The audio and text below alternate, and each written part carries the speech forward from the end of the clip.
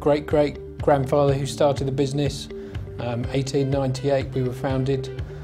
We started in a blacksmith shop on this very same site, taking over that relatively small business and now building up to the stage where we're a company with 520 employees, 19 locations across the southeast. It's come a long way. We like to see people come up through the ranks within the company, and when you enter an apprenticeship, it sort of gives you a real insight into the workings of the company. I think it means you can go a long way. It's 35 years I've been here this year. I started in here as an apprentice. I started for the first 18 months on the agricultural side. Then once I'd finished the apprenticeship, I stayed in the workshop. Had an apprentice under me, I'm looking after an apprentice. I was an apprentice, yeah. I started here as a construction apprentice actually, with David Woods, who is now working here as a service manager. You can work your way up, every year I get sent on courses to bring myself up to date with the modern tractors and the modern combine harvesters and all the latest technology. At the moment I'm working with one of the other technicians and he guides me and sets me tasks, jobs to do and things. I've never been one for sitting in classrooms or anything, so this sort of, makes sense to me. The variety of it, you've got everything from hydraulics to normal engine components, just sheer variety in the implements that go on the back of it. When I started as an apprentice, I had a goal and I said to myself, before I'm 30 I'd like to be a workshop manager. I achieved that, and it's the way to go. You've got to have a goal in life, and you've got to start somewhere. This year we are going for an extra large recruitment of 17 apprentices. It's nice, I would hope, for anyone looking for an apprenticeship to think that you wouldn't be alone. You'd be starting with other people. You are made a part of the team at the end of the day. You're not given just the boy jobs all the time. You do get the opportunity to show what you can do. The first 3 years you do block release at college, at Reeseath College in Cheshire, which comprises of 3 blocks a year, lasting for roughly 4 weeks at a time. Mixture of classroom and practical based lessons. I'm currently out with a fitter at the moment, doing a lot of services. I learn a lot more out in the van, getting to see different sites, getting to see a load of different machines, different jobs. Why put yourself in loads of debt when you could already start building your future, start saving money and make a career? You're always going to be in work.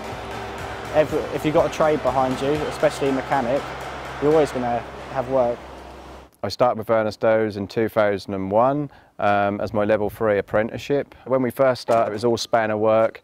Computers at the time really then just start to take off, and then all of a sudden we then get introduced to a laptop computer, and this is where we are today, using laptops more than my 19mm spanner. We're using more laptop work for the GPS, for diagnosing the faults, and for everything else around the tractor. I spent 5 years as a service technician in the workshop, and GPS and precision farming just become a bigger part of the job. And the opportunity for precision farming specialists come up, and I took it because it's down to the fact now that GPS and precision farming also relies on tractor sales as well. If the customer can't have what he wants on his tractor to make it steer itself, then he won't buy the tractor. So it's become such a big part of the business that it requires a specialist, and when the job come up, I took it. People might be pleasantly surprised by the earning potential of a technician or even an apprentice going forward. Obviously, apprenticeships, we invest in the training, and you start out on a road and you build up to that, but in the long term you're definitely better off. It has proven itself over the years. We get several good people within the company moving up. I wouldn't have turned up for the last 30 odd years if I didn't enjoy it. Like any job, there's days where it's tough, but overcoming the challenges.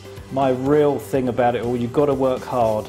You don't get anything for nothing, and if you want to become a sales director for a company like this, you've got to put the hours in, you've got to put the effort in, and you've got to work hard. Anyone that works hard can succeed. The way I see it is, if you've got an apprenticeship, it's something that nobody can ever take away from you.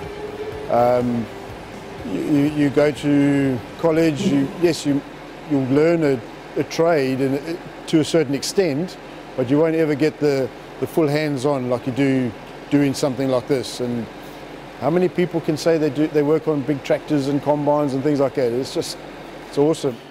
You tend to build up a reputation with customers, and the customers, farming customers, are really good fun. Quite a few farmers will ask for certain people to go out to their farms or machinery because they like having that person. They're confident with that person, and they know that when, say, I get out to a customer, that I will do my job to their satisfaction. They know I'm not going to try and say lift their leg and sell them excessive amount of parts, or take twice as long as it should to do the job.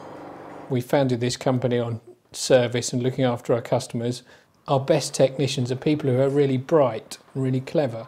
You're looking at a highly complex machine, lots of electronics, hydraulics, pneumatics, all those things worked in, along with a lot of computer software. And you've got to think, if there's a fault with the machine, you've got to really trace it back, look at diagrams, use information and be methodical to work out what the fault is. I like my job, and I'm quite good at my job. I say quite good, being modest. And I enjoy fixing things and seeing things being broken or not working, and knowing that I can go up to that thing, work out what's wrong with it, and then fix it and see it driving off again. There's a great deal of satisfaction in the job. We have a lot of experienced technicians, and I just feel that we can send people to college, which we do within the apprenticeship, and we provide a lot of training, but the best learning is usually on the job. So I want to keep that knowledge within the company and transfer it to younger people who are coming into the company.